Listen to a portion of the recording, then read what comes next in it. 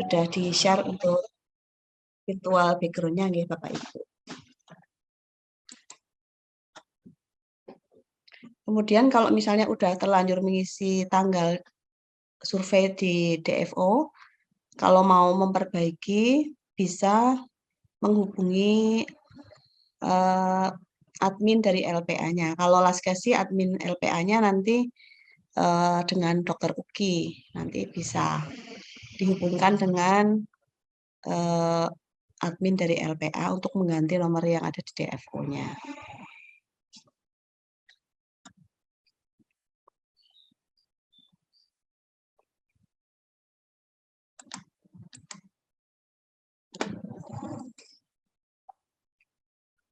Ini saya ingin menyapa untuk puskesmas mana ya ini yang paling jauh.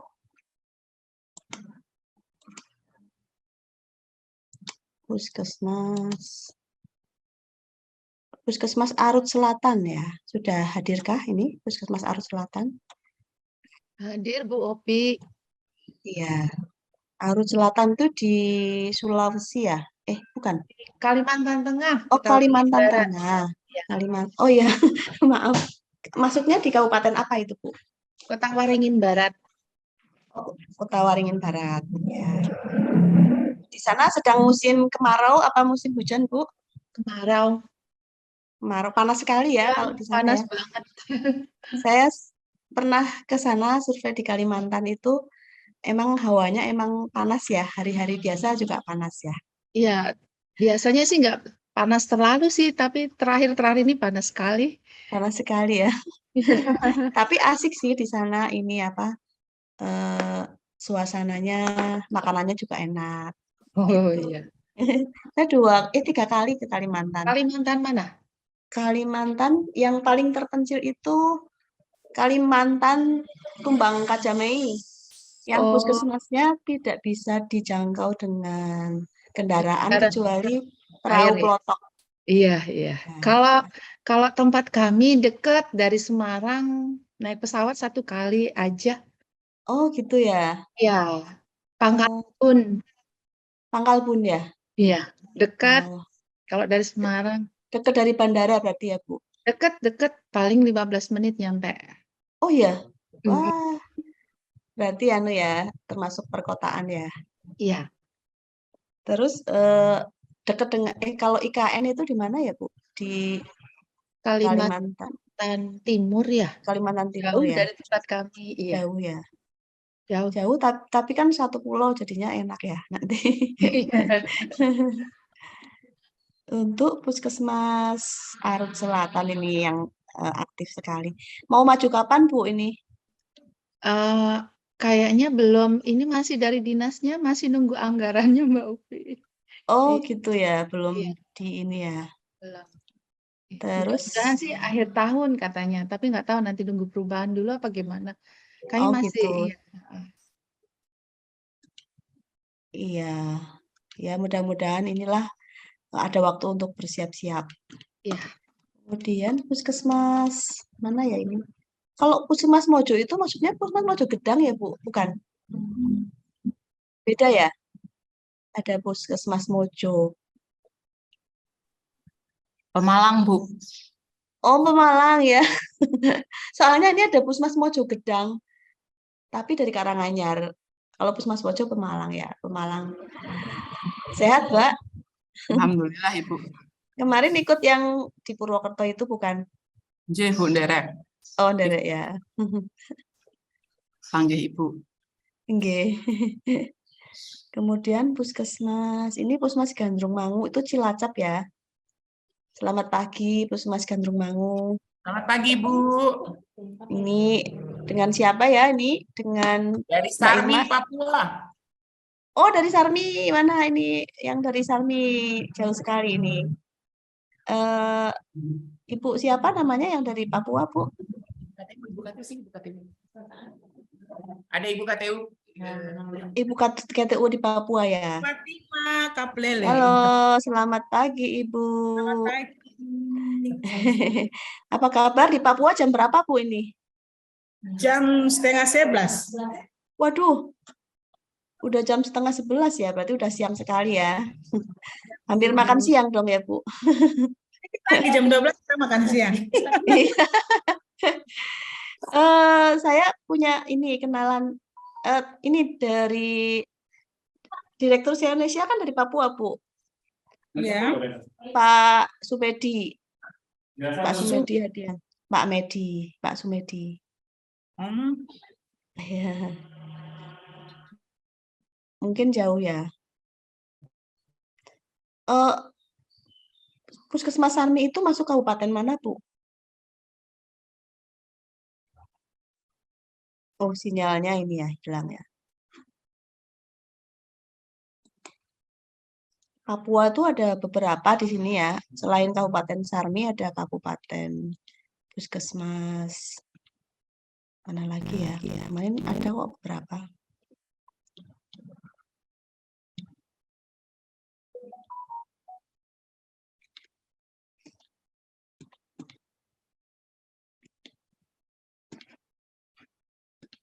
Bapak Ibu, karena nanti ada materi tentang peran Dinkes, nanti Bapak Ibu dipersilakan untuk membagikan satu link Zoom untuk TPCB-nya masing-masing untuk bisa mengikuti ini. Supaya nanti juga sinkron ya antara Puskesmas dengan Dinkes.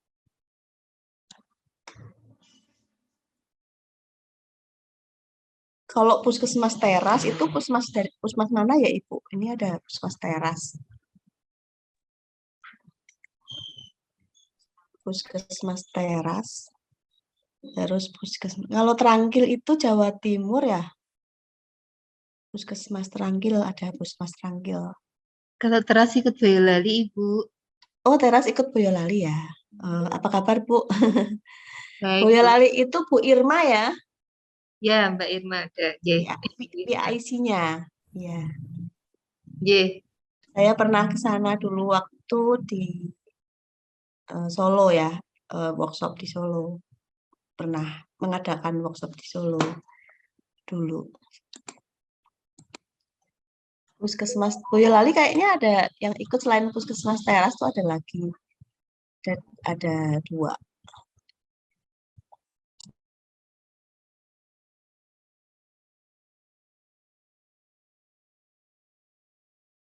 Untuk Puskesmas Banjarnegara yang udah bergabung ini, Puskesmas Susukan 2 kalau nggak salah nih.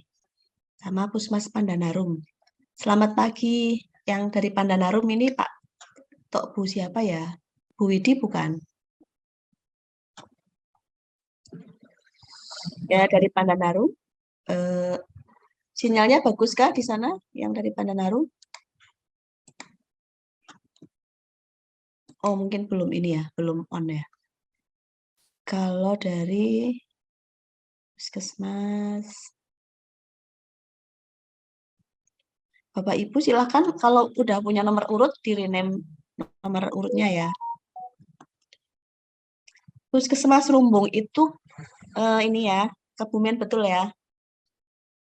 Puskesmas Rumbung, kalau nggak salah Kebumen. Serumbung Magelang, Bu. Oh, Magelang ya? Aduh, Nggih. maaf Pak. Serumbung. Oh, kok kemarin Kecamatan Serumbung ya. Kecamatan Serumbung ya? Oh ya, ini dengan Pak siapa ya? Rosid, Pak, Bu. Oh ya, berarti Magelang kemarin selain Puskesmas Rumbung ada lagi juga yang ikut di sini. Magelang itu PIC-nya Bu ini, Bu siapa ya? Bu Dr. Lia Mulia. Bu Lia. Iya. Oh ya, betul, Mulia. Saya pernah ke Magelang, tapi yang Magelang yang perbatasan sini namanya Puskesmas apa saya kemarin udah lama sih. Nah, ini ada Pak Lutfi nih. Selamat pagi Pak Lutfi dari Wanayasa 2 ini ya. Oh. Wanayasa 2 Kantin, Mbak. Pas Wanayasa 2, Pak Lutfi apa? Pak Lutfi Wanayasa 1. Oh iya, Pak Lutfi Wanayasa 1 ya. Wanayasa 2 ini Mbak siapa ya? Santi. Oh, Mbak Santi kok lain pangling nih. Oh iya, Ding, Pak Lutfi Wanayasa 1. Betul. Mbak Santi, apa kabar Mbak Santi? Alhamdulillah baik. Mbak Upi gimana? Ini lagi agak flu, jadi nggak enak badan. Lagi musim ya. Cuacanya lumayan sih nih. Iya, ini Mandi Raja, ini ada Pak Rasikin nih. Selamat pagi Pak Rasikin. Selamat pagi Mbak. Sehat Mbak. Sehat Pak. Pak Rasikin sendirian ikutnya apa bareng-bareng? Mohon diulang Mbak. Sendirian ikutnya apa bareng-bareng sama teman yang lain? Ini sambil 3 orang ini di KMP karena nyambi bikin IPSN sama SOP terkait dengan OSS Mbak. Oh Nah, ya. harus selesai hari ini sambil yang mereka pelayanan semua. Gitu Mbak. Ya. Ya, yang penting semua terlaksana dengan lancar. Siap-siap Mbak. Terima kasih. Iya, ya. Untuk Purwonegoro ini siapa yang ikut hari ini pendampingan dari Purwonegoro? Saya lihat. Ini ada Bu Ari. Halo Bu Ari, sehat? Bu Ari masih mute. Kelompok 1 Mbak Anci. Halo Mbak Anci. Upi. Sendirian Mbak Anci? Enggak, ini bersama tim merapat. Ini Oh. timnya. Biasanya ada Mbak Kiki. Ya Mbak Kiki dari dari rumah soalnya lepas piket. Oh iya ya. Nih, Bawang 1 udah bergabung nih Pak Retno. Terus Puskesmas Mulyo Harjo ini. Halo Bu Dian. Sehat Bu Halo Dian? Mbak Upi, selamat pagi. Maaf disambi pelayanan. Iya, nggak apa-apa. Yang penting jangan mengganggu pelayanan. Oh tidak, jelas. Tetap semangat. Sehat Mbak Upi? Iya, ini cuma lagi agak flu aja. Terus ini sambil menghafalkan satu-satu. Untuk yang dari kabupaten. Kayaknya Gimana Bu Dian? Suaranya sudah bisa didengar dengan baik oleh Bapak Ibu semuanya?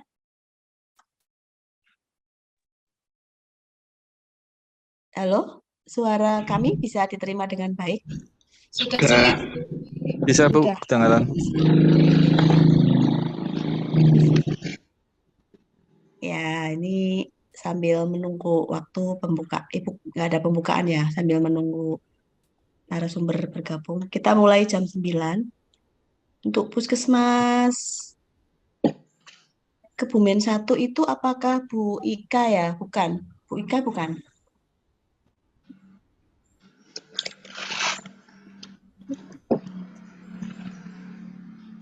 Halo Pak Kabupaten Sarmi, Pak siapa ini yang selalu aktif? Yang dari Sarmi. Halo Pak.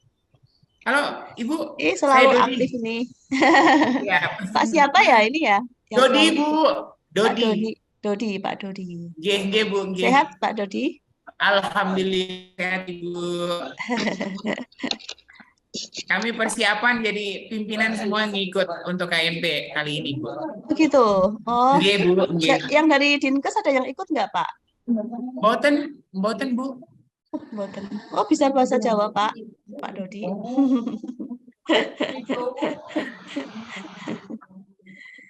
Ibu angkatnya Jawa Bu, dari Kenapa? Batu. Oh, ya dari Jawa ya ini. G. Apa?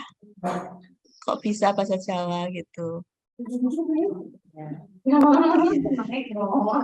Kalau Pak, ini Pak Suhuto dari Puskesmas Jepet ya Pak Suhuto? Nih. Pak Suhuto apa benar? Pak Suhuto apa Pak Sahuto ya?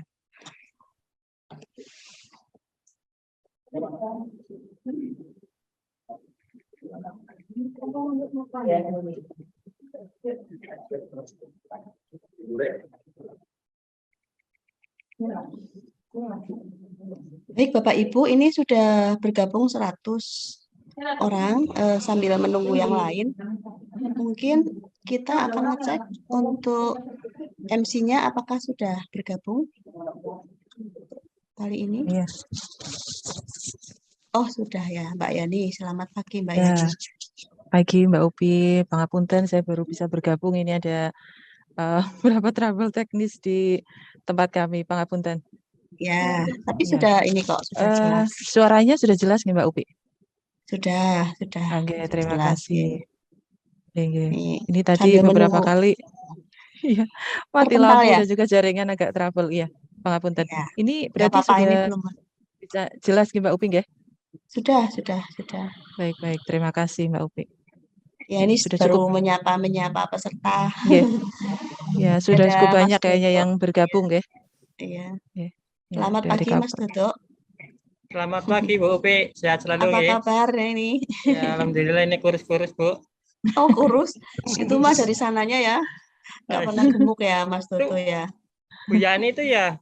Iya. Oh, Halo Mas Dodo. nggak asing, iya Iya, ya benar. nggak asing ya. Nggak asing dengan Makhluk suaranya. lama muncul lagi, Mas. Mas Dodo.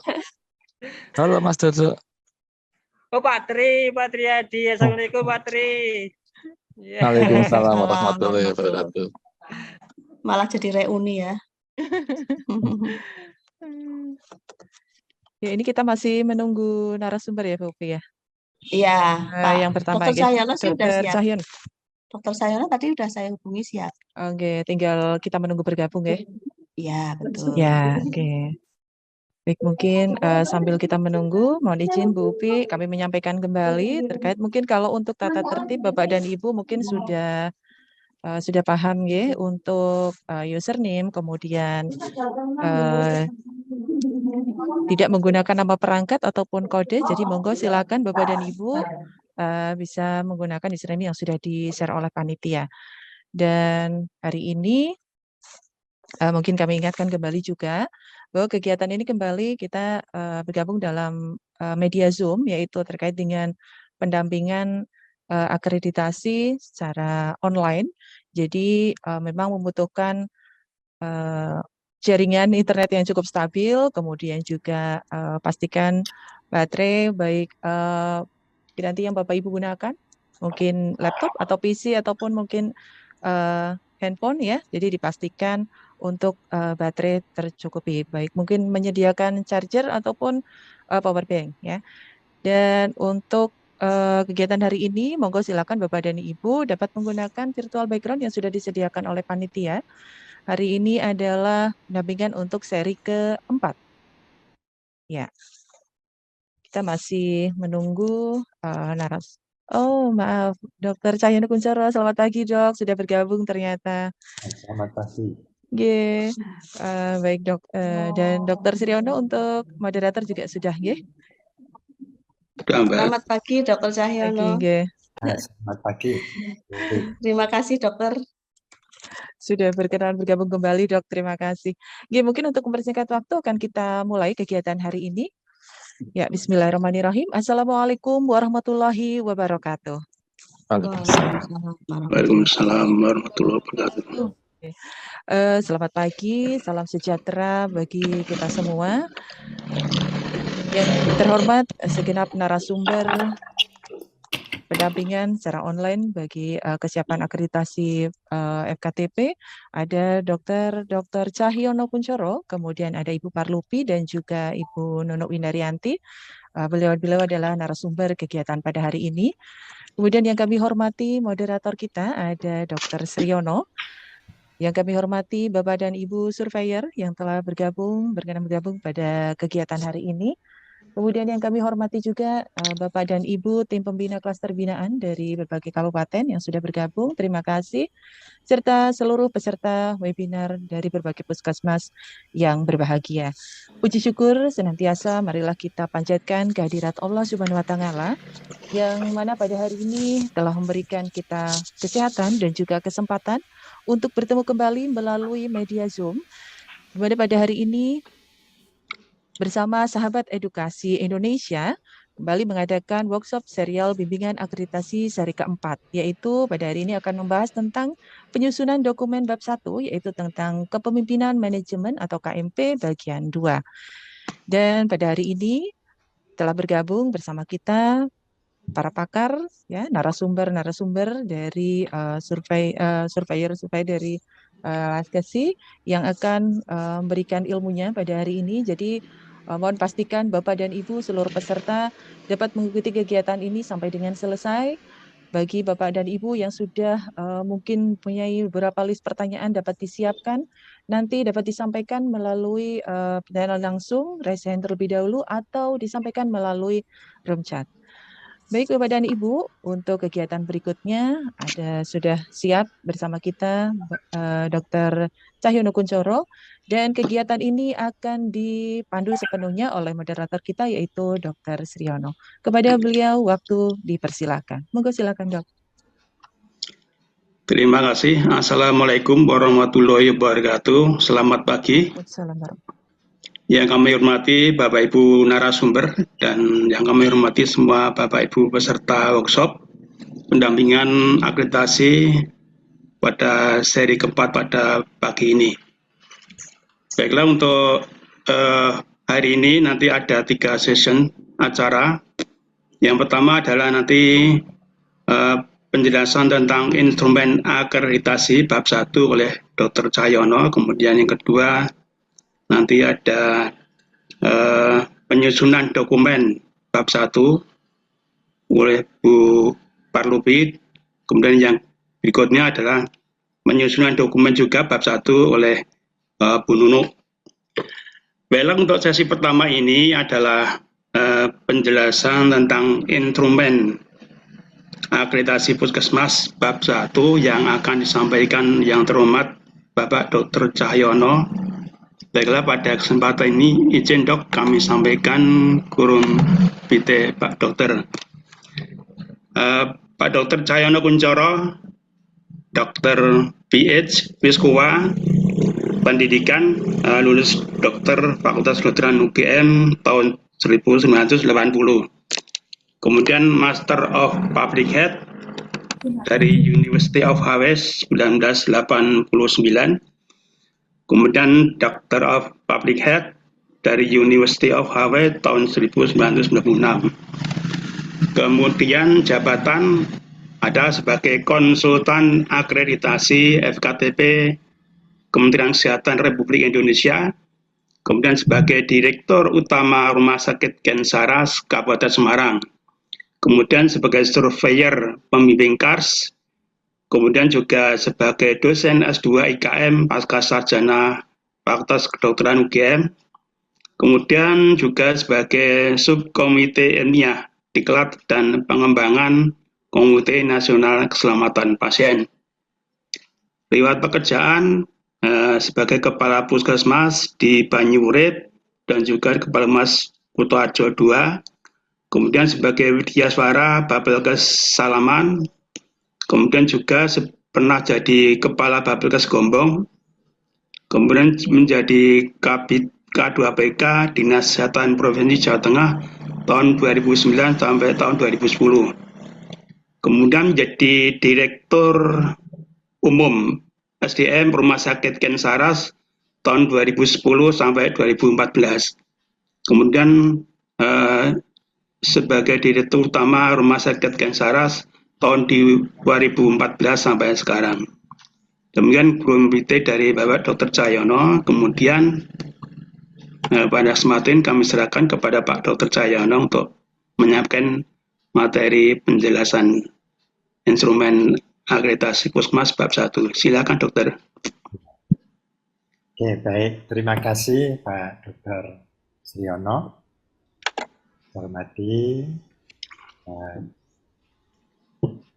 Direktur Sinesia dan pengurus Sinesia yang saya hormati, ada Tuti, Bu Yani, dan Pak Sriono selaku moderator, dan yang saya hormati seluruh peserta pendampingan eksklusif akreditasi untuk seri yang keempat. Selamat pagi. Assalamualaikum warahmatullahi wabarakatuh. Nah, pada kesempatan ini kita akan mempelajari standar 1.3, standar 1.5, dan standar 1.7. Ya. Standar yang lain, yang 1.1, 1.2, kemudian 1.6. Itu sudah kita pelajari pada pertemuan yang lalu ya. Jadi kita akan fokus sekarang pada 1.3, 1.5, dan 1.7. Kalau 1.4 kayaknya dikupas secara tersendiri ya. Nah, Iya dok, di MFK dok. Ya. Baik, kita mulai saja. Saya akan share screen. Maaf waktunya nanti untuk paparan 45 dokter. Nanti akan dilanjutkan diskusi. Terima kasih. Ya, oke. Baik. Slide-nya sudah terlihat ya. Sudah dok. Oke, baik. Saya akan lompat saja langsung ke titik 3 ya.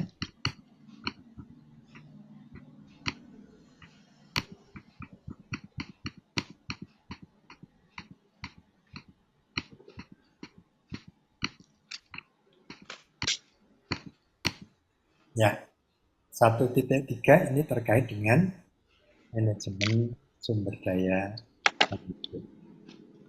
Kita mulai saja ya untuk kriteria 131.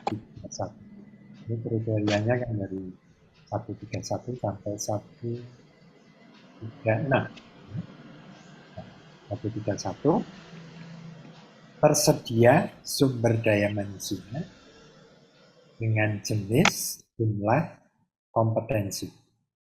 Ya, perhatikan ini jenis, jumlah, kompetensi sesuai, jadi harus sesuai kebutuhan pelayanan dan memenuhi ketentuan peraturan perundang-undangan.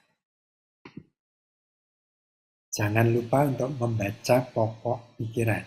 Ini menjelaskan apa yang diminta pada kriteria maupun pada elemen penilaian. Yang pertama kita perhatikan puskesmas perlu melakukan analisis jabatan dan analisis beban kerja.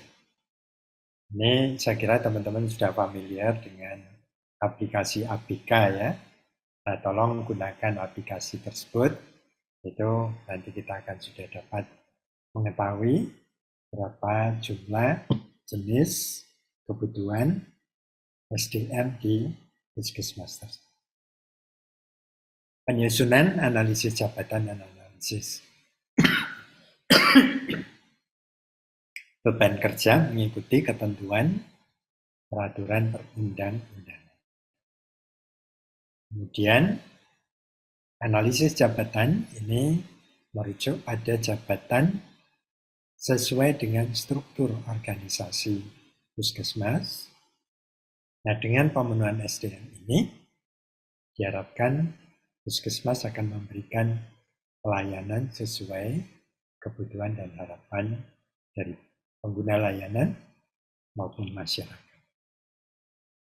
Kemudian juga harus diperhatikan pendidikan, keterampilan, kompetensi, pengalaman, orientasi, dan pelatihan yang relevan sesuai dengan jabatan. Kemudian juga diupayakan terjadi updating ya, untuk pengetahuan dan kompetensi dari tenaga yang ada di puskesmas. Nah, puskesmas ini punya kewajiban untuk memfasilitasi penyelenggaraan pendidikan dan pelatihan agar pegawai dapat mengikuti pendidikan dan pelatihan yang diperlukan. Ada mekanisme yang menjamin bahwa pegawai memiliki pendidikan dan pelatihan kompetensi, pengalaman, Oke kan gue metu wifi dan apa data yang relevan dan begini. Ya. Nah, kemudian hal baru yaitu proses kredensial dan Iki mungkin kredensial ana suarane. tenaga kesehatan serta menindaklanjuti hasilnya dengan penetapan penugasan klinis sesuai regulasi yang terkait. Kita lihat dulu ini yang baru tentang kredensial ya. Tolong nanti dibaca ya petunjuk teknis kredensial tenaga kesehatan di puskesmas. Ini mesti kita siapkan sebagai acuan ya untuk kredensial. Nah, prosesnya ini kita lihat sebentar. Ini peran puskesmas dan peran dinas kesehatan kabupaten kota. Puskesmas ini mulai dari pengusulan kredensial dari tenaga kesehatan, kemudian kepala puskesmas melakukan verifikasi dan validasi, kemudian bersurat ke dinas kesehatan untuk meminta dilakukan kredensial pada tenaga kesehatan tersebut. Dinas kesehatan akan melakukan penilaian kewenangan klinis. Ini perlu membentuk tim kredensial, ya, menggunakan instrumen penilaian, kemudian penerbitan kesimpulan rekomendasi. Ya. Tim kredensial ini akan menerbitkan resume dari seluruh rekomendasi hasil penilaian rincian kewenangan klinis. Kemudian Kepala Dinas Kesehatan akan menetapkan kewenangan klinis dari tenaga kesehatan tersebut. Berdasar penetapan kewenangan klinis tersebut, Kepala Puskesmas menerbitkan penugasan klinis sesuai dengan kewenangan klinis yang ditetapkan oleh Dinas Kesehatan Kabupaten atau Kota. Ya. Itu gambaran proses kredensial secara garis besar. Untuk detailnya nanti tolong dibaca pada pedomannya. Ya. Nah, kita langsung masuk ke instrumennya. Kriteria 131, ini ada 4 elemen penilaian. Ya. Mulai dari elemen penilaian A, dilakukan analisis jabatan dan analisis beban kerja sesuai kebutuhan pelayanan dan ketentuan peraturan perundang-undangan. Dokumen bukti yang harus disiapkan, bukti analisis jabatan, bukti analisis beban kerja. Ya. Nah, pada waktu kegiatan ini kalau ada pertemuan, maka siapkan daftar hadir, notulen, ya, dan foto-foto kegiatan, ya, untuk membuktikan adanya pertemuan. Kemudian disusun peta jabatan, urian jabatan, dan kebutuhan tenaga berdasar hasil analisis jabatan dan hasil analisis beban kerja. Dokumen bukti yang diminta adalah peta jabatan, urian jabatan untuk tiap-tiap jabatan yang ada pada struktur. Ya. Nanti dilihat juga di 1.7 elemen penilaian yang pertama. Ya. Dan juga di 1.2 ya, tentang struktur organisasi. Nah, urian jabatan ini terdiri dari tugas, wewenang, tanggung jawab, persyaratan, dan persyaratan jabatan. Ya. Kemudian diminta juga dokumen kebutuhan tenaga. Kemudian elemen penilaian C, dilakukan upaya untuk pemenuhan kebutuhan tenaga baik jenis, jumlah maupun kompetensi sesuai dengan peta jabatan dan hasil analisis beban kerja. Nah, ini harus ditunjukkan bukti-bukti upaya puskesmas dalam memenuhi kebutuhan SDM-nya sesuai hasil analisis beban kerja. Ya. Kemudian elemen penilaian D terdapat bukti Puskesmas mengusulkan kredensial dan atau pre-kredensial untuk tenaga kesehatan pada tim kredensial Dinas Kesehatan Kabupaten Kota dan dilakukan tindak lanjut terhadap hasil kredensial dan Yus, connect. yang berlaku. Ya. Dokumen bukti yang mesti kita siapkan, surat permohonan, kredensial atau rekredensial, surat penugasan klinis berdasar penetapan kewenangan klinis dari dinas, ya, dan bukti tindak lanjut terhadap hasil kredensial dan atau rekredensial. Ini tolong diperhatikan buku petunjuk teknisi. Oke, kita masuk ke 1.3.2. Setiap pegawai puskesmas mempunyai uraian tugas yang menjadi dasar pelaksanaan kegiatan pelayanan maupun penilaian kinerja pegawai.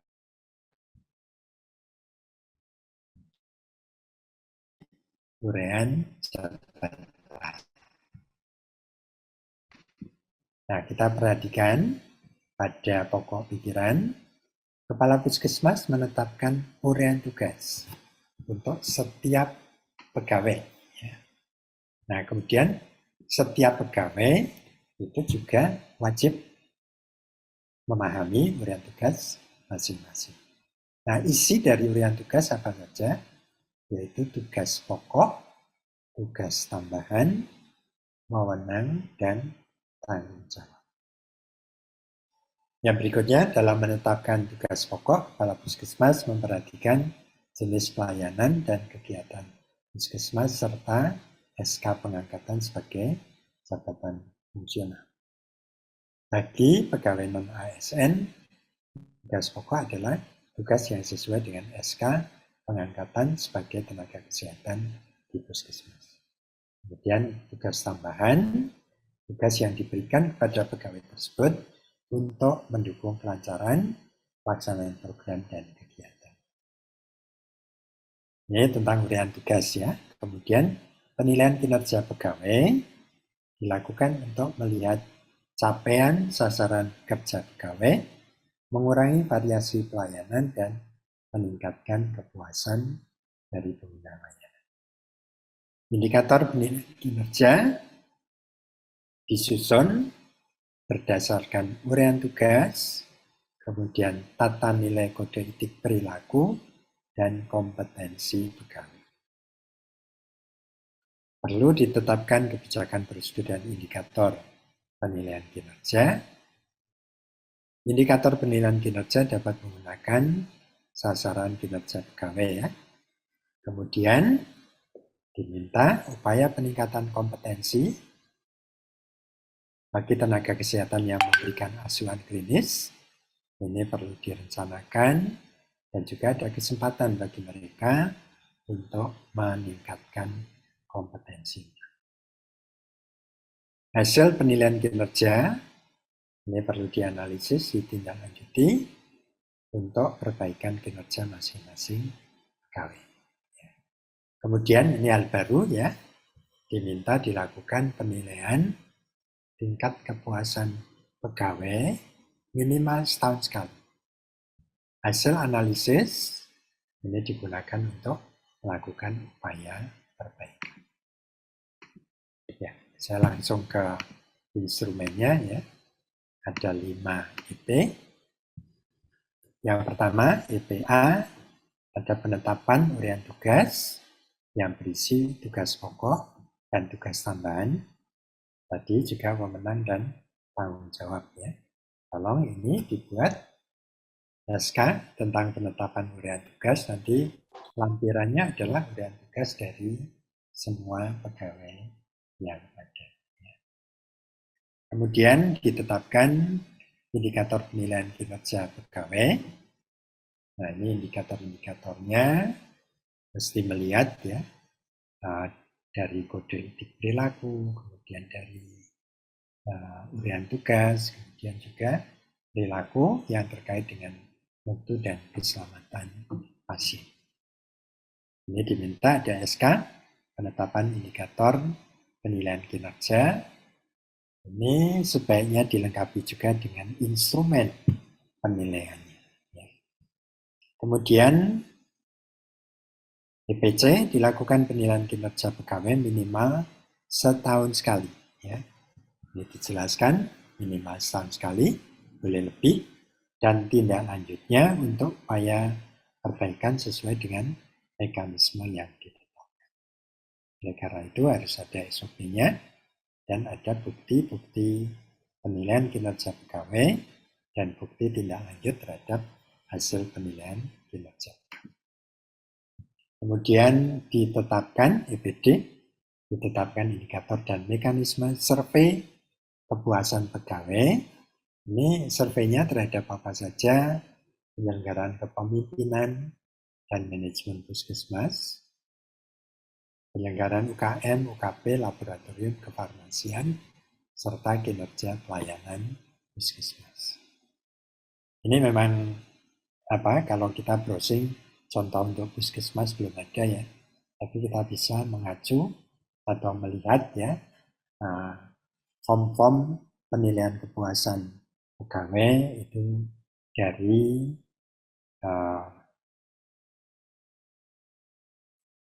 dari lembaga yang lain ya, organisasi atau bahkan perusahaan. Regulasi yang harus dibuat SK tentang penetapan indikator kepuasan pegawai dan SOP tentang survei kepuasan pegawai. EPE dilakukan pengumpulan data analisis dan upaya perbaikan dalam rangka meningkatkan kepuasan pegawai sesuai kerangka acuan. Jadi mesti dibuat kerangka acuan kegiatan survei kepuasan pegawai, kemudian bukti pelaksanaannya mulai dari jadwal pelaksanaan instrumen surveinya, bukti pengumpulan data dan analisisnya, serta bukti upaya-upaya perbaikan yang dilakukan. Nah ini contoh elemen-elemen ya yang bisa dimasukkan dalam survei kepuasan pegawai. Misalnya bagaimana kepuasan pegawai terhadap atasannya, pimpinannya, terhadap penyelenggaraan upaya, mungkin dukungan fasilitas, ya, dukungan alat, ya, kemudian penilaian terhadap kinerja pelayanan, penilaian terhadap beban kerjanya terlalu besar atau tidak, ya, penilaian mungkin terhadap koordinasi kerjasama dalam tim, penilaian terhadap lingkungan kerja, bahkan juga penilaian terhadap kompensasi dan hal-hal yang lain. Ya. Jadi perlu didiskusikan ini, apa saja sih yang perlu dimasukkan dalam survei kepuasan. Yang tujuannya adalah untuk perbaikan. Ya. Kemudian masuk ke kriteria 1.3.3, setiap pegawai mendapat kesempatan untuk mengembangkan ilmu dan keterampilan yang diperlukan. Pokok pikiran A, ini puskesmas perlu merencanakan dan memberi kesempatan bagi seluruh pegawai untuk meningkatkan kompetensi melalui diklat. Ya.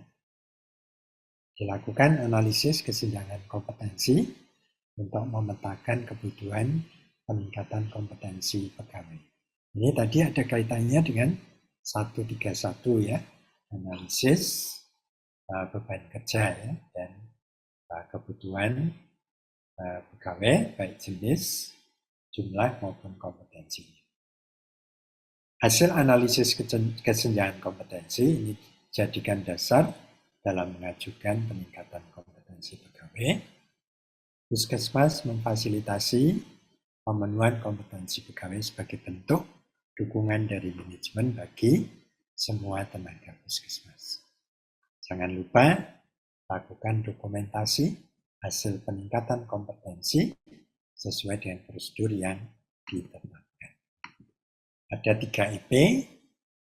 Yang pertama, EP A, tersedia informasi tentang peluang untuk meningkatkan kompetensi bagi tenaga yang ada di puskesmas.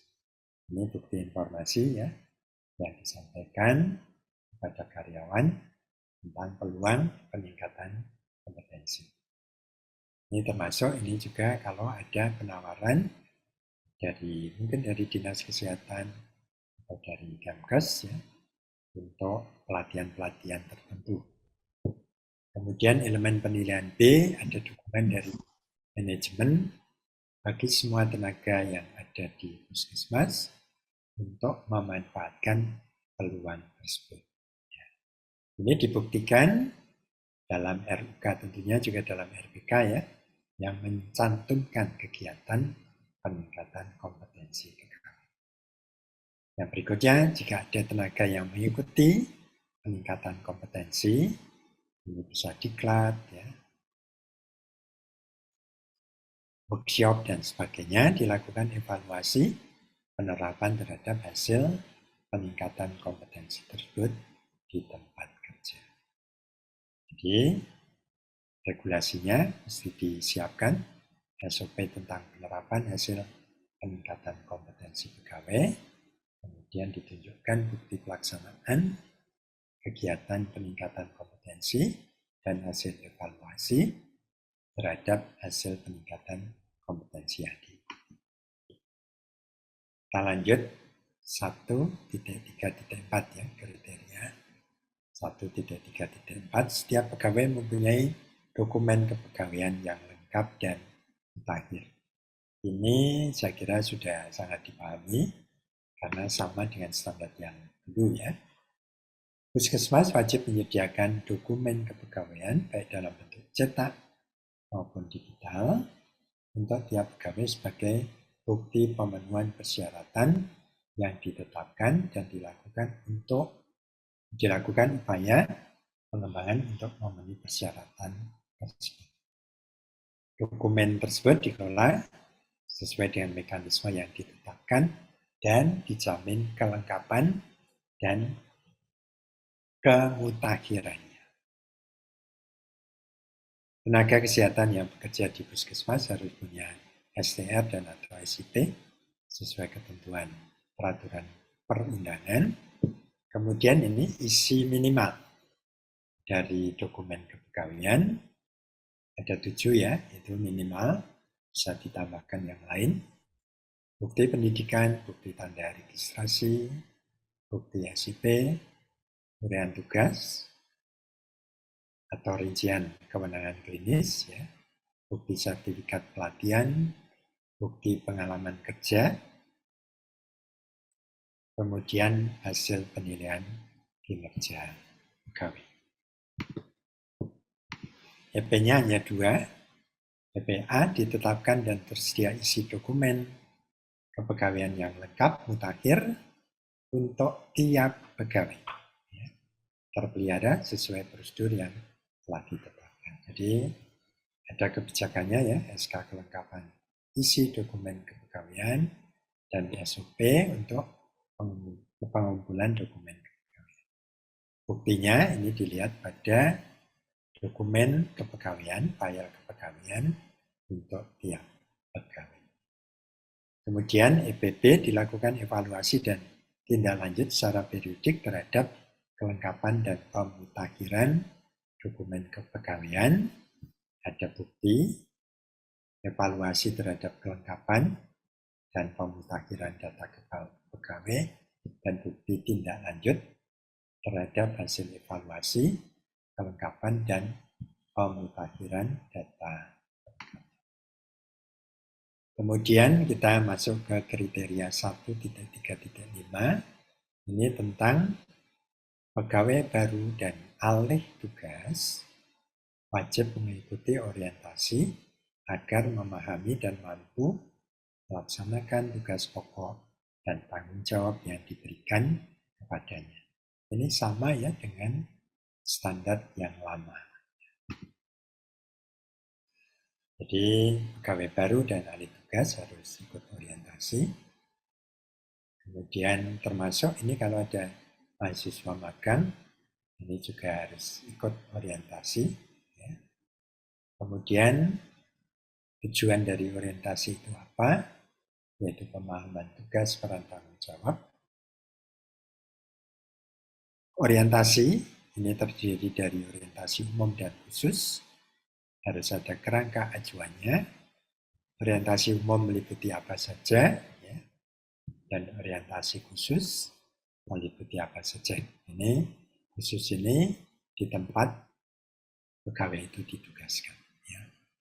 Kemudian pada orientasi khusus juga diberikan penjelasan terkait apa yang boleh dan tidak boleh dilakukan, kemudian bagaimana melakukan tugas dengan aman, ya, sesuai dengan panduan yang ada. EP-nya hanya 2. EPA, orientasi pegawai dilaksanakan sesuai kerangka acuan yang disusun. Jadi kerangka acuannya harus ada ya. Tadi ingat ada orientasi umum dan khusus ya. Kemudian bukti pelaksanaan kegiatan orientasi pegawai. Elemen penilaian yang berikutnya dilakukan evaluasi dan tindak lanjut terhadap pelaksanaan orientasi pegawai. Ini bukti evaluasinya dan juga bukti tindak lanjut. 136 ini tentang K3. Puskesmas menyelenggarakan pelayanan keselamatan dan kesehatan kerja atau K3. Dasar hukumnya adalah PMK nomor 52 tahun 2018 ya, tentang K3. Nah, yang pertama ada pokok pikiran, pegawai mempunyai hak untuk mendapat pelayanan kesehatan dan perlindungan terhadap kesehatan atas penyakit akibat kerja dan kecelakaan kerja, ya, PHK dan kecelakaan kerja. Kemudian harus ada program pemeriksaan berkala dan pemberian imunisasi sesuai dengan faktor risiko, ya, sesuai dengan identifikasi risiko yang ada. Kemudian kalau terjadi paparan harus dilaporkan, ditindaklanjuti, termasuk pemberian konseling. Kemudian program K3 ini juga harus meliputi promosi kesehatan, kemudian kesejahteraan pegawai, dan pencegahan penyakit akibat kerja. Ada program perlindungan pegawai terhadap tindak kekerasan. Ini perlu disusun dan diterapkan. Semua pegawai harus memahami program K3. Ya, kemudian dilakukan evaluasi tindak lanjut terhadap hasil pelaporan pelaksanaan program K3. Dan ini jangan lupa ya, Kepala Puskesmas menunjuk petugas yang bertanggung jawab terhadap program K3. Nah, tolong nanti dibaca apa itu sistem manajemen K3 dan program K3 yang overlap dengan program MFK. Maka saya menyarankan ini koordinator K3 dengan koordinator MFK ini sebaiknya dipegang oleh satu orang ya. Nah, untuk koordinatornya, timnya tim MFK garis miring K3.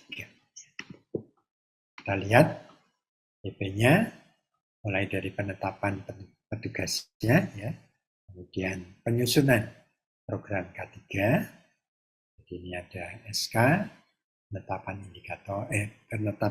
koordinator, dan SK penetapan program K3, dan tentunya ada kerangka acuan program. Kemudian dilakukan pemeriksaan kesehatan secara berkala terhadap pegawai untuk menjaga kesehatan pegawai sesuai dengan program yang telah ditetapkan. Ya. Jangan lupa di program K3 itu mencantumkan juga pemeriksaan kesehatan berkala ya. Nah, ini juga harus masuk dalam RUK dan RPK, rencana untuk kegiatan pemeriksaan kesehatan pegawai. Nah, bukti-buktinya, ini bukti pelaksanaan program dan evaluasinya, ya, dan bukti pemeriksaan kesehatan berkala bagi petugas. Kemudian ada program dan pelaksanaan imunisasi bagi pegawai sesuai tingkat risiko dalam pelayanan. Ini harus ada dalam RUK dan RPK. Kemudian analisis risiko pelayanan yang ini mengarahkan nanti imunisasi apa yang diperlukan, ya, dan bukti pelaksanaan imunisasi. Apabila ada pegawai yang terpapar penyakit infeksi, kekerasan, atau cedera akibat kerja, dilakukan konseling dan tindak lanjut. Ini bukti pelaksanaan konseling dan tindak lanjut terhadap hasil konseling. Oke, kita langsung ke 1.5.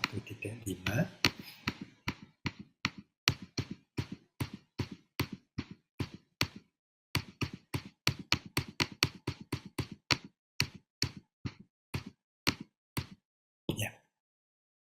1.5 tentang manajemen keuangan. Kriteria 1.5.1. Kepala Puskesmas dan penanggung jawab keuangan melaksanakan manajemen keuangan sesuai dengan ketentuan peraturan perundang-undangan. Ini tolong dipastikan, ya, dalam pengelolaan keuangan dilakukan dengan baik, terdokumentasi dengan baik, sesuai dengan aturan-aturan yang ada.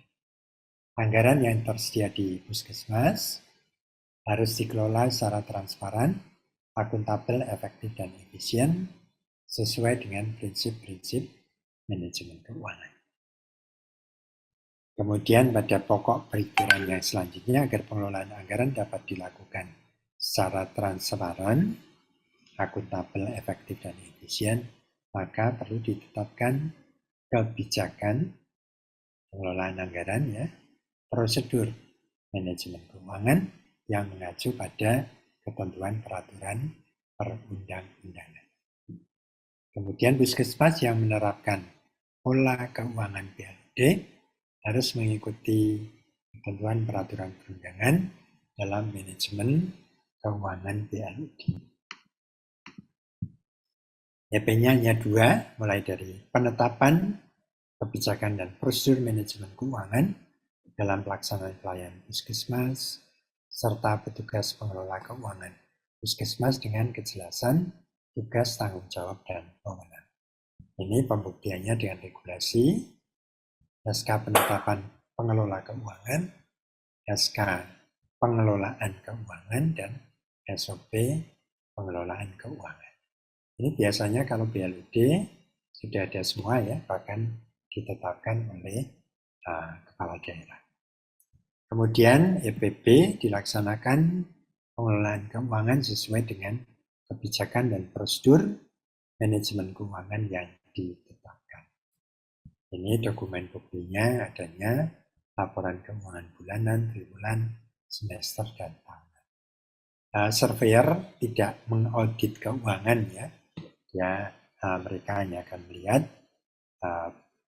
secara garis besar itu, ya, bagaimana pelaksanaan, bagaimana penyusunan laporan keuangan bulanan, triwulan, semester, dan tahunan, dan bukti-buktinya. Ya.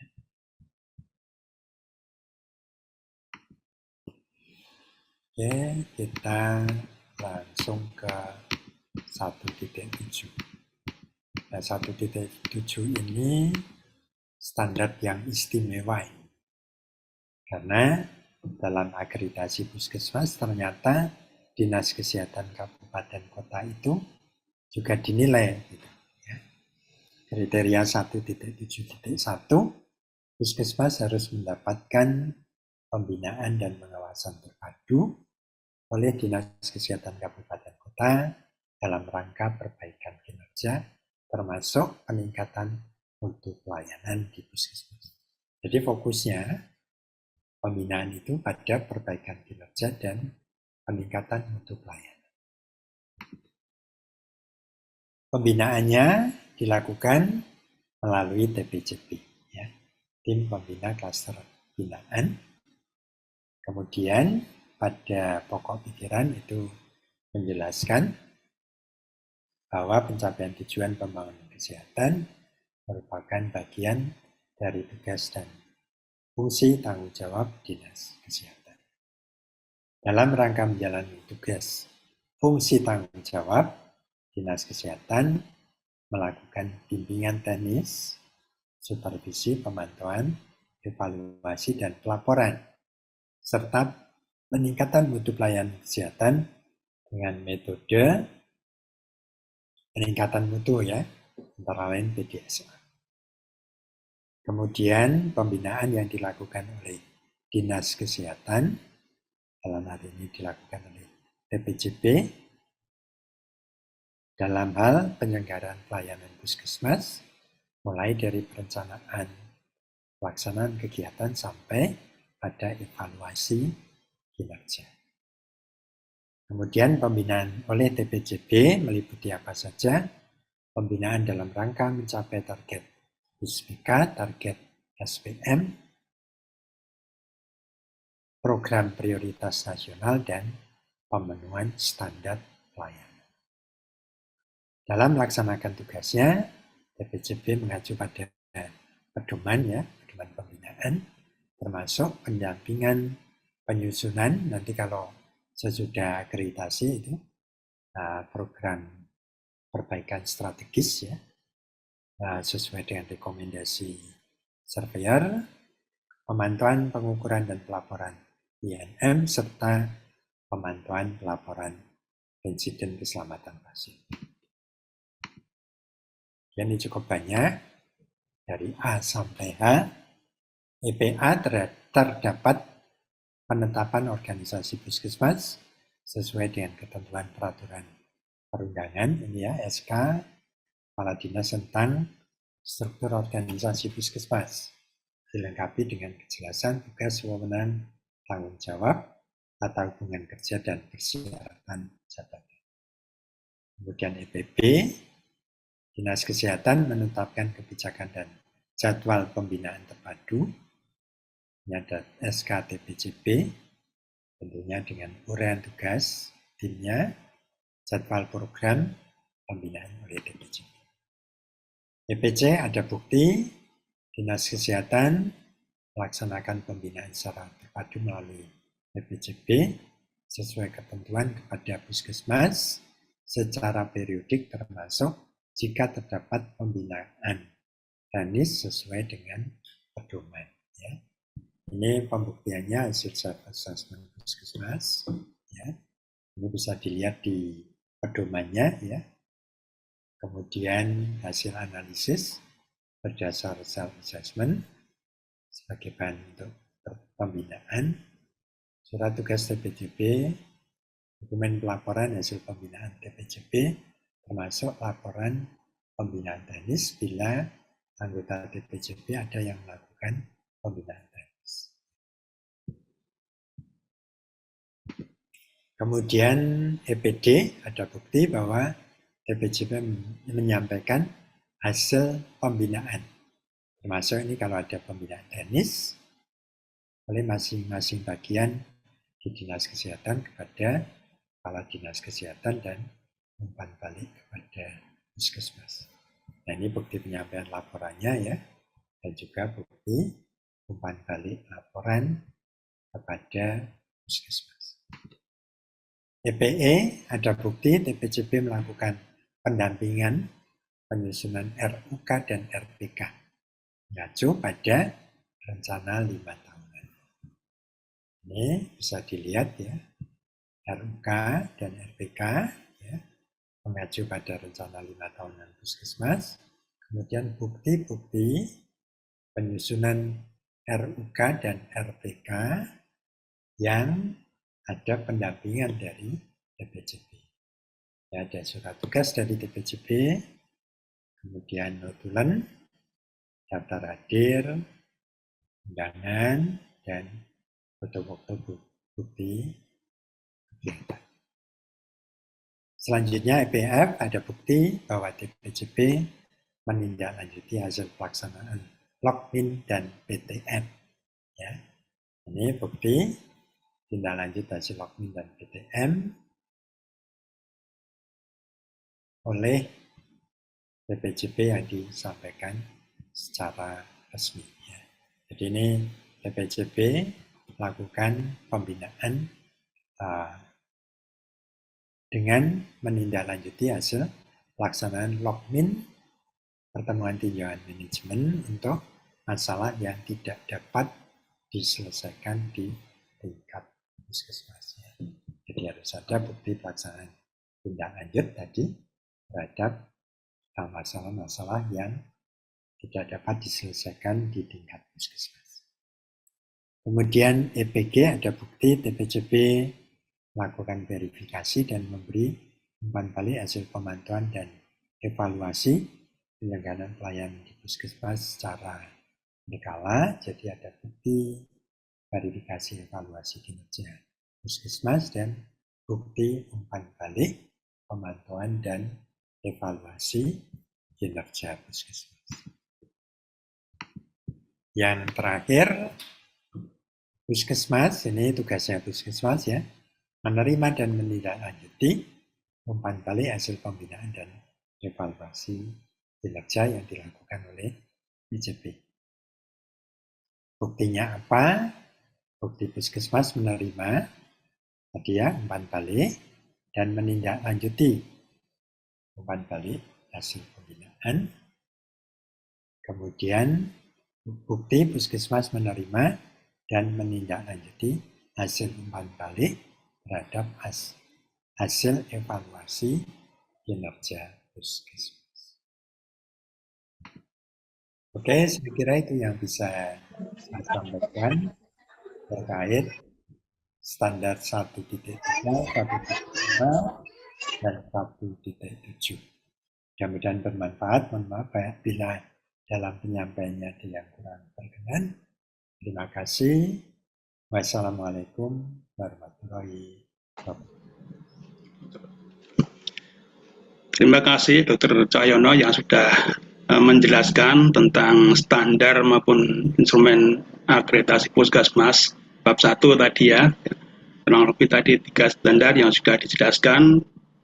Saya rasa Bapak Ibu sudah jelas semua ya apa yang disampaikan oleh Dr. Cahyono tadi. Namun demikian apabila Bapak Ibu ingin mendalami, ingin lebih paham lagi, silakan untuk bertanya. Ini mumpung ada suhu kita tentang akreditasi puskesmas, Dr. Cahyono. Nanti pertanyaannya ada yang di raise hand dan ada di chat room. Untuk kesempatan pertama kami berikan kesempatan untuk yang sudah raise hand. Dari tadi ini sudah ada yang raise hand nih, dari agak awal tadi nih. Bu Nur Khasana. Ada Bu Nur Khasana, ada satu ini yang baru raise hand ini. Silakan Bu Nur Khasana untuk di-unmute.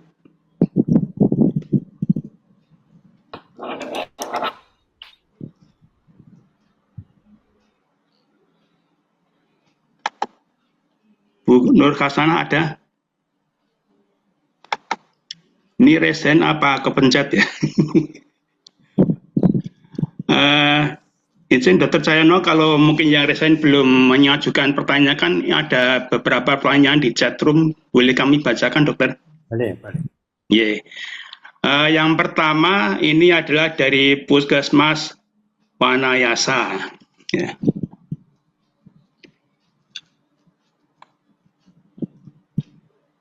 Iya. Bentar. Izin bertanya, untuk survei kepuasan pegawai, adakah pedoman untuk instrumen yang berisi pertanyaan-pertanyaan untuk kuesioner dan penilaiannya?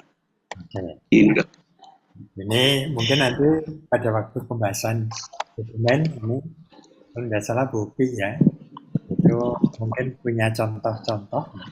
Tapi kalau pedomannya memang belum ada. Ini teman-teman di Puskesmas perlu menyusun ya, baik pedoman maupun instrumen kuesioner untuk melakukan penilaian. Tapi poin-poinnya tadi itu di slide ada ya, antara lain bisa ditambahkan. Oke. Iya, Dok. Sudah jawab ya, Bu Upi, gimana? Mau nambahkan? Nanti Bu Nunuk nanti yang akan menyampaikan. Oh iya, baik. Oh iya. Jadi untuk pertanyaan ini sudah terjawab jelas ya. Kemudian untuk pertanyaan berikutnya ini dari Dinas Kesehatan, tapi nggak nyebutkan dari mana nih. Ini TPCB dari Bu Cici. Izin bertanya, pertama apakah untuk populasi kepuasan pegawai seluruh pegawai tanpa kecuali?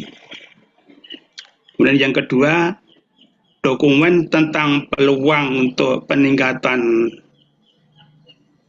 berupa apakah maksudnya peningkatan kompetensi.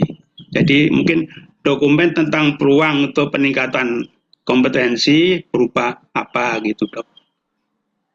Ya. Populasi kepuasan pegawai ini ada baiknya untuk seluruh karyawan ya.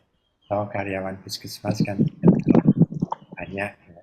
Tapi kalau kebetulan karyawannya sangat banyak, karena ada beberapa puskesmas itu yang karyawannya sampai lebih dari 100, silakan dilakukan sampling ya, kemudian tiap-tiap pelayanan tapi terwakili. Ini yang dimaksud ini tadi di standar berapa ya? Ini kan terkait dengan kompetensi 1.3 ya. 1.3, Dok. Memang perlu ada bukti ya. Bukti baik itu berupa pengusulan mungkin atau bukti upaya peningkatan kompetensi yang dilakukan, dan itu dilakukan internal maupun eksternal. Nah, ketika mengirim untuk pendidikan ataupun pelatihan, atau jika ada workshop atau pelatihan yang dilaksanakan di puskesmas, termasuk juga ini seminar-seminar workshop yang diperlukan untuk pengumpulan angka kredit profesi.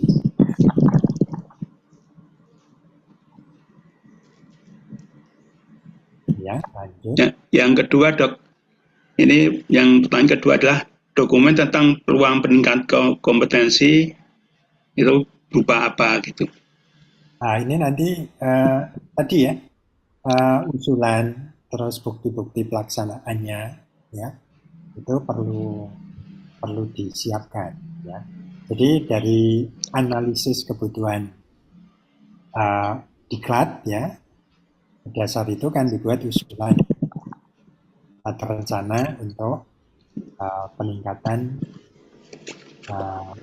peningkatan kompetensi ya. Nah, kemudian bukti-bukti pelaksanaan ya itu mesti kita sediakan. Ya, sudah jelas ya Bu Cici ya, itu jawabannya. Untuk pertanyaan berikutnya ini dari Puskesmas Karanggayam, Kabupaten Kebumen. Izin bertanya Bapak, untuk contoh program K3 yang terkait kesejahteraan pegawai seperti apa? Terima kasih. Iya, oke. Ini untuk meningkatkan kesejahteraan pegawai, misalnya, ini tergantung ya dari teman-teman di puskesmas bisa untuk mengidentifikasi, mengembangkan sendiri. Antara lain misalnya ada kompensasi, pemberian penghargaan, ya. Kemudian peluang untuk mengikuti diklat, seminar dan sebagainya. Ya. Termasuk tadi sebetulnya pemeriksaan kesehatan, terus juga kalau sampai mengalami tindakan kekerasan pun itu juga harus ada upaya-upaya untuk mencegah, bahkan kalau sampai terjadi konseling dan penanganannya. Termasuk upaya-upaya rujukan ya Dok ya, misalnya mungkin belum ditertangani di puskesmas gitu. Iya, iya. Baik. Pertanyaan berikutnya ini dari Puskesmas Wadas Lintang. Izin bertanya perbedaan antara pedoman dan panduan. Itu, Dok. Ini intinya kalau pedoman itu mengatur untuk beberapa hal. Ya. Panduan itu mengatur untuk satu hal saja. Intinya dan sistematikanya lebih sederhana panduan. Ya, sudah jelas ya dari Puskesmas Lintang nih ya. Berikutnya ini dari Puskesmas Ngampel Kendal, Jawa Tengah. Maaf, tahunnya contoh bukti Puskesmas menerima umpan balik pembinaan dari evaluasi kinerja. Terima kasih. Nah, ini kan tim TPCP ya. Iya, gitu. Melakukan pembinaan, itu kan harus membuat laporan pembinaan. Ya. Nah, laporan pembinaan itu diumpan balikkan pada Puskesmas. Begitu juga terhadap capaian kinerja yang diverifikasi atau dilihat oleh tim TPCP ini, kemudian ada umpan balik hasil tim TPCP ini terhadap evaluasi capaian kinerja Puskesmas tersebut. Dan ini umpan balik dari dinas ya, Dok ya? Iya, iya. Iya. Yeah. Pertanyaan berikutnya ini dari Puskesmas Banjarnegara. Izin bertanya, dari Puskesmas Banjarnegara 2, dokumen apa saja yang harus dipersiapkan oleh Puskesmas untuk memenuhi bab 1.7, maksudnya standar 1.7 gitu. Ya, oke. Ya, untuk memenuhi standar 1.7 ini, yang jelas pada EPG ya, EPG itu bukti-bukti tindak lanjut terhadap umpan balik yang disampaikan oleh Dinas Kesehatan atau tim TPCP. Sedangkan EPA sampai C, D, E, F. A sampai G itu dari Dinas Kesehatan dan dari tim PCP. Kalau PH itu yang menjadi tugas Puskesmas, menindaklanjuti hasil penelitian. Untuk A sampai G itu mesti ada bukti-bukti yang disampaikan oleh dinas, ya. Mulai dari SA pembentukan tim TPCP, kemudian umpan balik hasil pembinaan, masuk jika TPCP itu melakukan pendampingan, nah ini juga harus disiapkan. Ya. Jadi misalnya pendampingan itu on-site, nah ini daftar hadir dan sebagainya, itu ada ya, dan itu tertulis juga dalam notulen rapat. Itu juga kalau pendampingannya online, nah itu juga bukti-bukti pendampingan yang dilakukan secara online itu. Ya. Jadi itu ya, dari Pos Banjarnegara 2, dokumen-dokumen apa saja yang diminta ya dari bab di standar 1.7. Sudah jelas. Kemudian ini ada yang resen 2, Dok. Ya, oke. Ya, dari tadi pertama dari Puskesmas mana? Kertek ya. Silakan. Dari Puskesmas Kertek, silakan di-unmute. Oh ya, Kertek 1 ya, Mas Kertek 1. Silakan. Ya, Pak.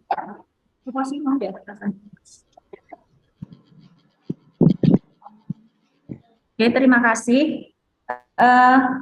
Sebenarnya yang ingin saya tanyakan tadi sudah ditanyakan tentang indikator survei kepuasan pegawai, itu yang pertama. Kemudian yang ingin saya tanyakan juga adalah untuk orientasi pegawai.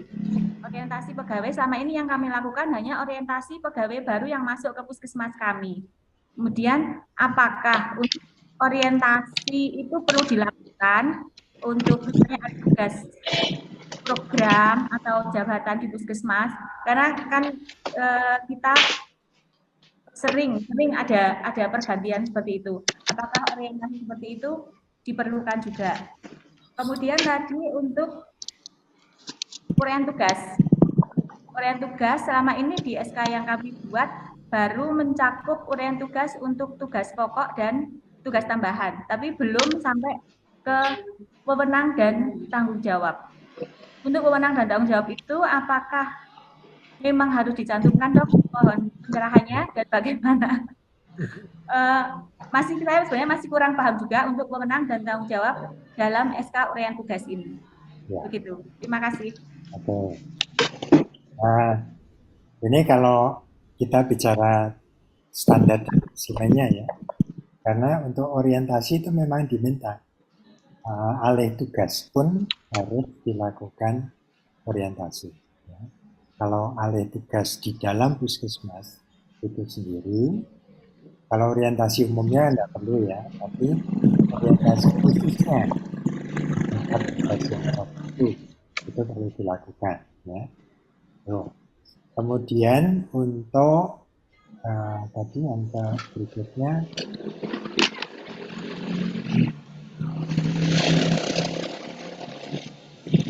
tentang apa ya tadi? Yang kedua tadi tentang apa? Diulang coba Ibu dari penguas kertek 1. Oke. Untuk perbedaan untuk pemenang dan pemenang tanggung jawab dalam ya. uraian tugas puskesmas karyawan puskesmas. Ini mungkin nanti bisa dijelaskan lebih lanjut ya pada waktu pembahasan tentang dokumen.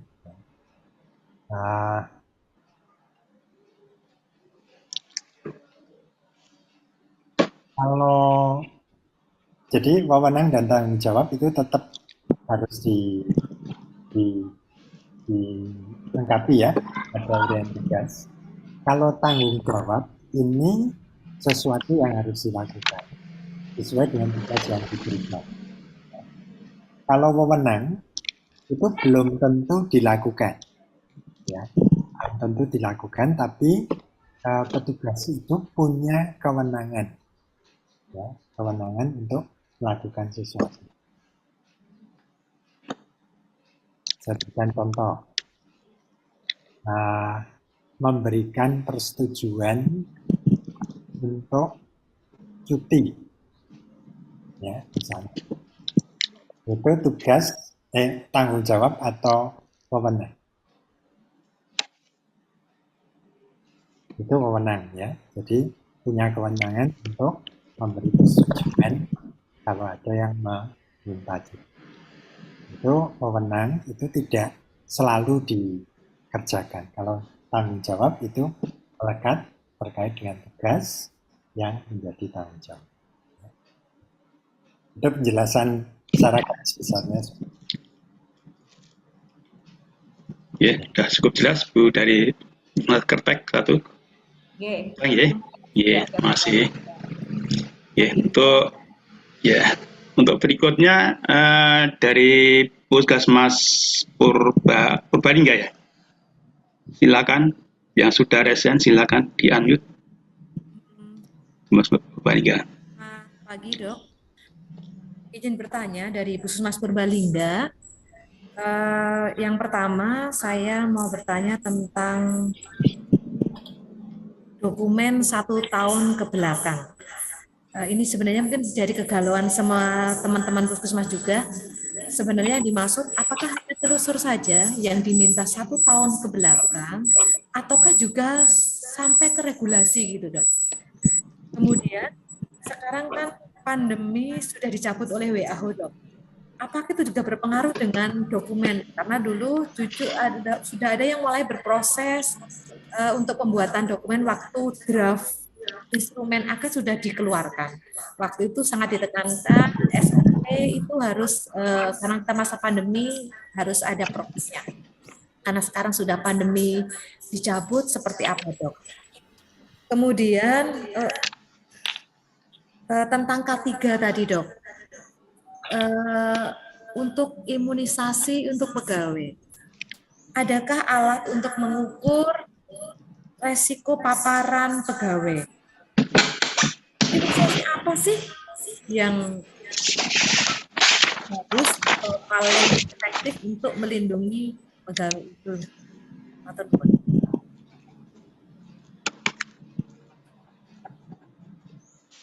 Oke, ya.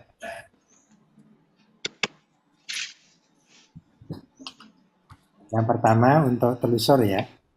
Telusur itu telusur implementasi. Ya, itu 1 tahun ke belakang. Tapi ini ada dampaknya juga yang terkait dengan regulasi, terutama perencanaan. RUK, RPK itu kan dokumen regulasi. Nah, itu kan mengikuti tahun anggaran. Betul ya? Mengikuti siklus tahun anggaran. Makanya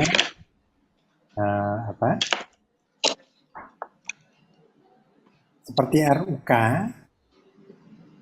yang menjadi dasar penyusunan RPK tahun ini itu kan disusun pada tahun 2022. So, ya. Nah, itu kita harus bisa menunjukkan buktinya juga. Nah, kemudian untuk RUK tahun 2024 itu kan disusunnya tahun ini. Ini juga bukti-bukti harus kita siapkan. Seperti itu contohnya. Tetap ada menyangkut tentang regulasi. Nyon sewu, Dok. Izin, pangapunten. Yang selain itu juga tentang tanggal regulasi berlakunya, maksudnya SK itu per tanggalnya apa nih, Dok?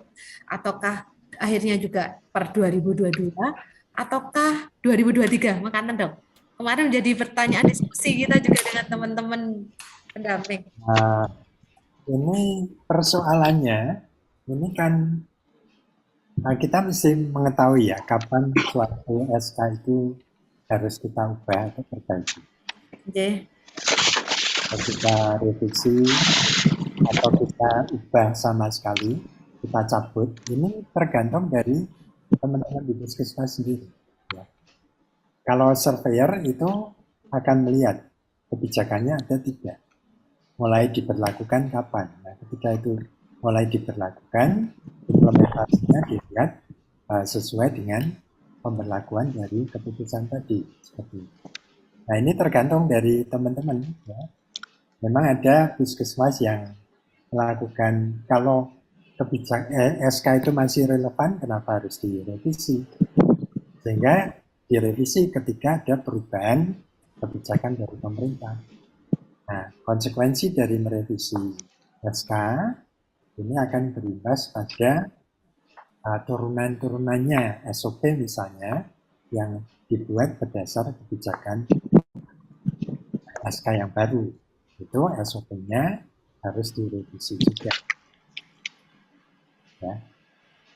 Jadi pengertiannya begitu, bukan dalam artian oh ini awal tahun harus diubah. Ini silakan dari puskesmas yang ada. Terus yang tadi K3 nyon sewu, Dok.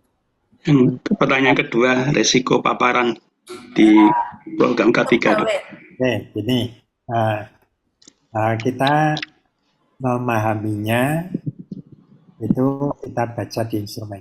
Apa sih yang diminta di instrumen? Instrumen hanya meminta ada identifikasi risiko ya terhadap kemungkinan penularan penyakit misalnya. Okay. Nah, perlu imunisasi apa pada karyawan tersebut. Seperti itu. Ya, sudah jelas ya dari Mas Purbalingga ya. Jadi karena ini kan juga ada pelaksanaan imunisasi bagi pegawai juga nih, Dok. Ya. Sudah jelas ya. Baik, untuk resen berikutnya ini ada dari Puskesmas Klareyan. Ya. Silakan dari Puskesmas Klareyan untuk unmute. Puskesmas Klareyan.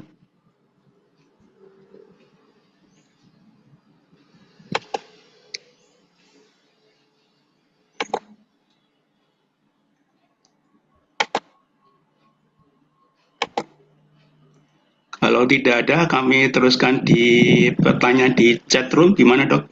Ya, boleh. Ya, ini dari Puskesmas Wanayasa lagi nih.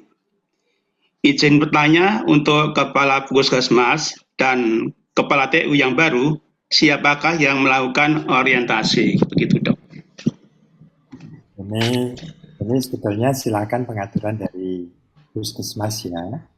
Silakan. Dalam artian dan misalnya kalau KTU ya kepala puskesmasnya yang melakukan orientasi ya. Kalau puskesmasnya baru untuk pengenalan di puskesmasnya bisa KTU-nya yang membantu puskesmas dalam proses orientasi. Ini memang dalam standar tidak ditentukan ya. Jadi silakan ini diatur sendiri oleh teman-teman di puskesmas ya. Jadi disebutkan dalam rangka ajuannya. Kalau puskesmas bagaimana, kalau KTU bagaimana. Jadi ini ditentukan oleh puskesmas itu sendiri ya, Dok ya. Untuk kepala puskesmas mungkin bisa KTU-nya, kemudian kalau ketua yang baru ganti kepala puskesmas begitu ya, Dok ya. Baik. Kemudian berikutnya dari puskesmas, dari ini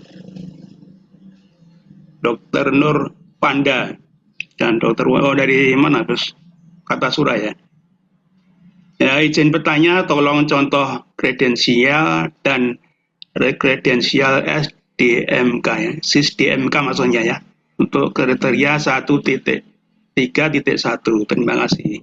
Ya, ini nanti pembahasan dokumen ya, Bu Nuno atau Bu Upi ya. Oke.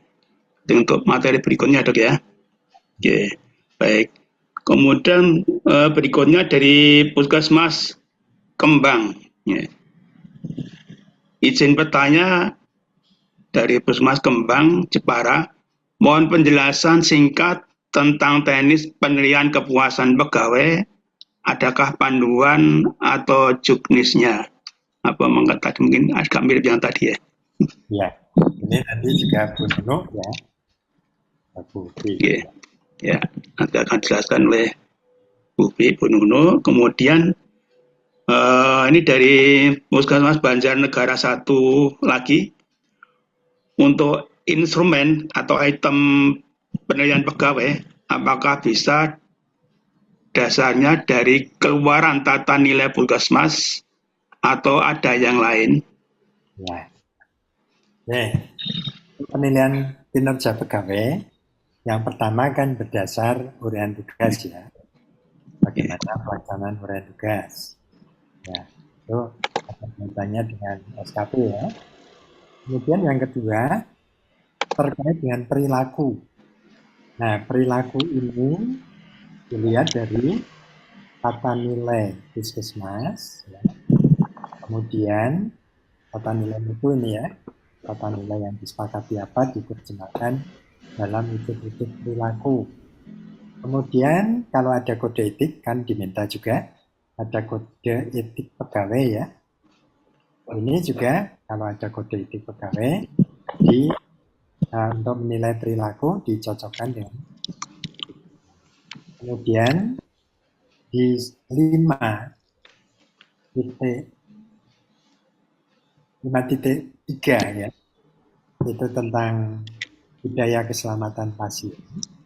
Nah, itu juga perilaku-perilaku yang terkait dengan budaya keselamatan pasien. Jadi dasar mengembangkan instrumen penilaian pegawai itu seperti itu ya, tadi dari harian tugas, kemudian dari perilaku, baik perilaku berdasar tata nilai puskesmas, kode etik puskesmas, dan juga perilaku sesuai dengan budaya keselamatan.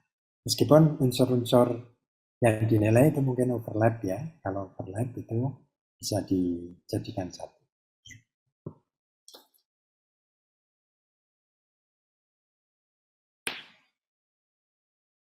Oke.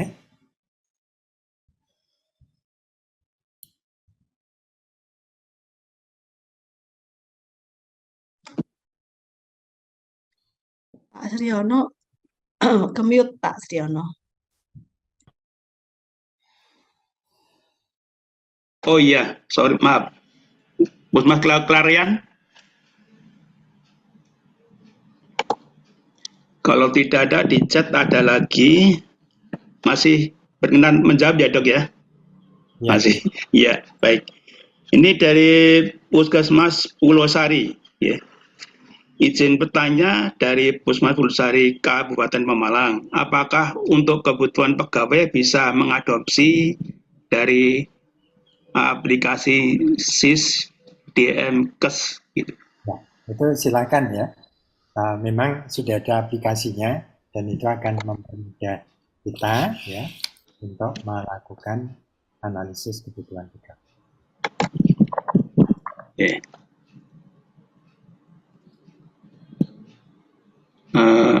Ini pertanyaan dari chatroom sudah nggak ada, kemudian yang Pusmas tadi nggak tahu nggak jadi apa anda.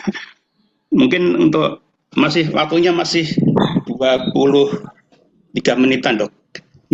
Ini untuk memancing agar bisa bertanya lagi mungkin. Tadi dok untuk regulasi yang misalnya SK atau SOP gitu, itu ada ketentuan nggak? Misalnya selama 2 tahun nggak ada perubahan, nggak perlu direvisi gitu dok. Ya. Tapi kalau yang sudah itu kemarin karena ada hubungan dengan masa pandemi, biasanya kan itu ada banyak sekali itu regulasi dari pusat itu mungkin yang bisa diterjemahkan di Puskesmas gitu dok. Nah sekarang kalau misalnya tidak ada regulasi baru selama 2 tahun, perlu direview apa enggak? Ya. Kalau review itu kalau kita merujuk pada referensi-referensi itu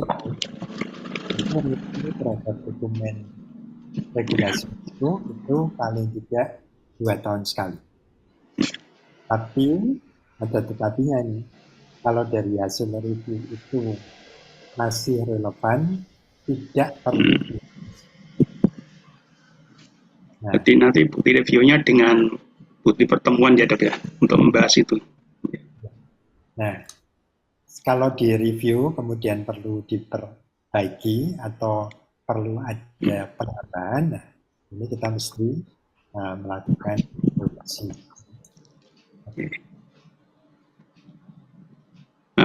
Tapi kemarin di masa pandemi itu kan banyak sekali dok ya, juknis regulasi itu mestinya kan untuk Puskesmas kan ada bukan berhenti sama sekali untuk pelaksanaan akreditasi, mas, justru itu peluang untuk melaksanakan implementasi akreditasi, oleh karena kan banyak, mestinya SK juga mestinya ganti, SOP juga baru gitu. Yeah. Terima kasih dok atas pencerahannya pada kesempatan kali ini.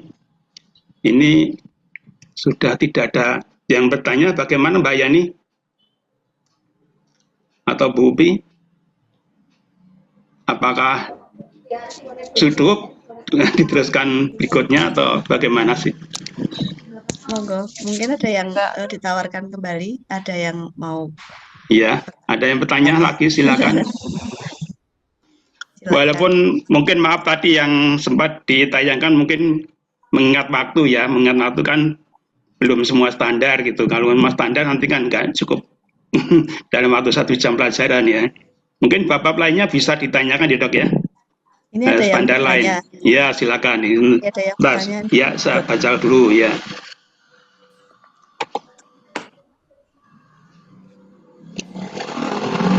Dari Bu Retno Widyati ya. Dari Mas Ayah 1. Apakah semua SOP harus ada pedoman atau panduannya itu dok? Oke. Ya. Dari Mas Ayah 1. Nah, ini kalau kita bicara pendampingan atau pembimbingan ya, sebaiknya dilengkapi ya, mulai dari SK-nya, kemudian pedoman atau panduan, baru ke SOP ya. Meskipun sebetulnya pada instrumen pada waktu penilaian itu banyak yang tidak meminta pedoman atau panduan ya, kebijakan kemudian langsung ke SOP. Tapi saran saya pedoman atau panduannya juga dibuat. Di dalam pedoman atau panduan itu kan ada bab tentang tata laksana kan. Nah, tata laksana ini yang menjadi dasar untuk disusunnya SOP. Seperti itu. Ya. Jadi kita lebih baik ribet sekarang daripada nanti pada waktu survei ditanyakan oleh surveyor gitu ya. Nah, nanti kelabakan, ini tolong diperbaiki pedomannya dibuat atau panduannya dibuat. Nah, kita malah kerepotan. Ya. Itu saran saya seperti itu. Meskipun dalam instrumen kadang hanya diminta kebijakan atau kebijakan dan SOP. Sudah ya, sudah jelas untuk dari Mas Ayah ya. Berikutnya ada yang bertanya lagi nih di chat. Ini dari Bu Dr. Nurfanda lagi.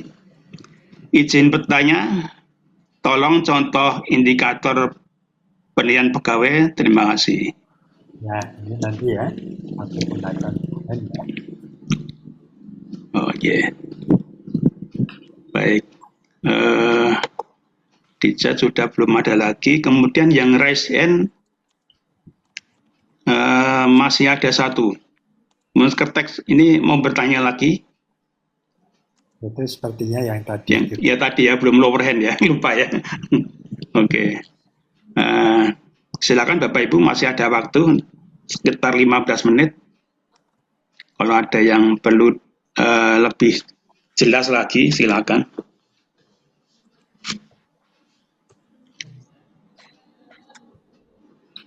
Boleh raise hand, boleh di chat.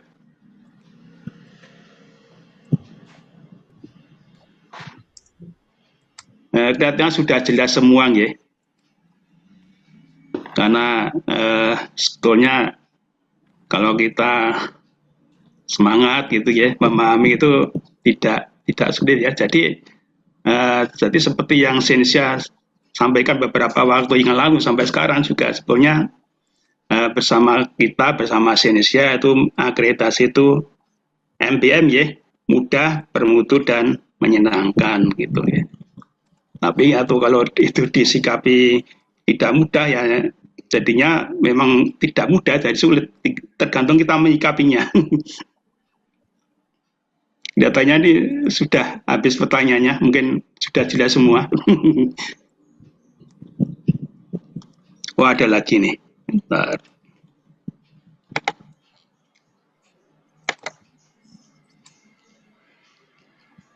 Izin bertanya lagi dari Dr. Nurfanda ini. Tolong contoh evaluasi terhadap kelengkapan dokumen kepegawaian. Terima kasih. Ya, ini bisa pakai checklist ya. Checklist isi dokumen. Kemudian itu apa saja kemudian berdasar checklist. Ya.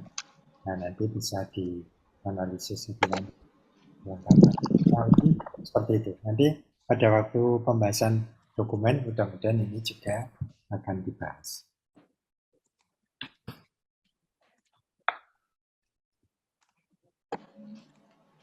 Ya. Itu tadi penjelasannya yaitu membuat checklist. Ya. Kemudian ada lagi pertanyaannya. Boleh di chat, boleh di raise hand. Ini mumpung ini ada pakar dari akreditasi, Mas Yankes ya, Dr. Cahyono. Silakan Bapak Ibu semua. Kalau ada yang perlu lebih jelas lagi, silakan boleh di chat. Di chat ada terus kan? Oke, yeah.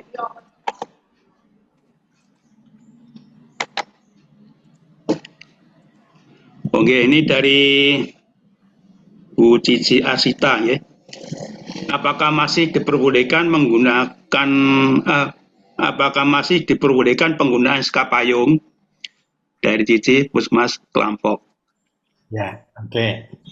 Soalnya istilahnya bukan skapayung gitu ya. tapi SK yang mengatur banyak hal, ya. Silakan saja, ya.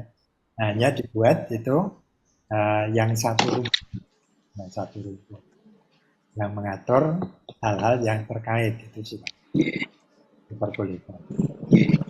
Kalau yang namanya sesuai resminya nggak ada ya Dok ya, SK Payung itu ya. Mungkin ini istilah yang mungkin jadi populer di SK Payung. Ya, siapa dulu yang mempopulerkan ini. Berikutnya dari Bu Ani Winarni ya. Bagaimana penulisan gelar jika STR sudah Eskop NES tapi dari pihak BKD Kabupaten belum ada?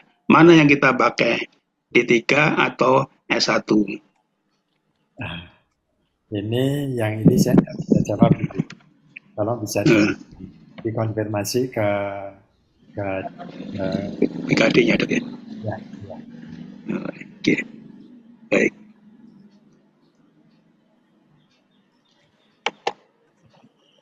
Kita tunggu lagi pertanyaan berikutnya.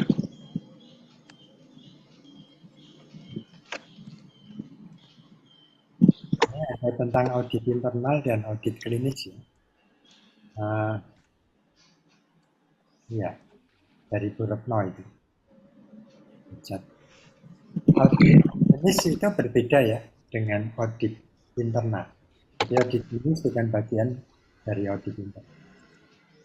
Audit klinis ini untuk menilai kepatuhan terhadap panduan praktek klinis dalam penanganan kasus.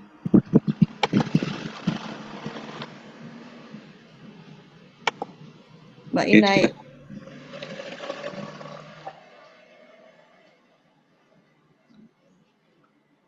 Terus berikutnya belum ada lagi ya. Oke. Oh, ini ada lagi nih dari Puskesmas Kebumen. Ya. Untuk SK yang dibuat mengacu pada beberapa hal tadi, yaitu SK Payung, pokok pikirannya apakah harus semua? Apakah harus masuk semua? Ya, ini balik lagi, ya, apa yang akan diatur dalam kebijakan tersebut. Seperti itu, ya. Apakah itu mengambil dari pokok pikiran dalam standar atau mengambil dari elemen penilaian, silakan saja apa saja yang perlu diatur, ya. Dilihat mana yang dalam standar atau kriteria itu meminta ada pengaturan. Nah, konsiderannya itu tentu terkait dengan peraturan perundangan yang terkait dengan apa yang akan diatur pada kebijakan.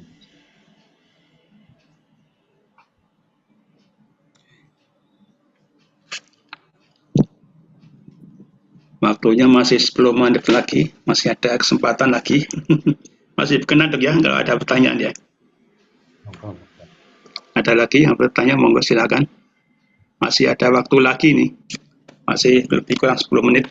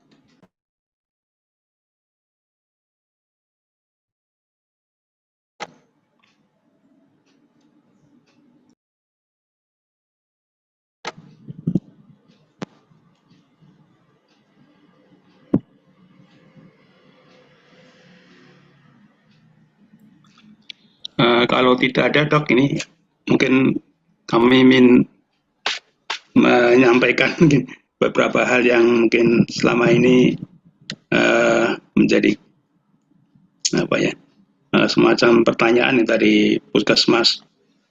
Nah, yaitu tentang itu masih ada pertanyaan misalnya dalam pertemuan tinjauan manajemen itu apakah boleh dilaksanakan dengan berbarengan dengan bersamaan dengan karya mini bulanan gitu dok. Kalau menurut di PMK 44 itu boleh ya. Tapi kenyataannya waktunya itu kadang-kadang kalau satu hari nggak cukup.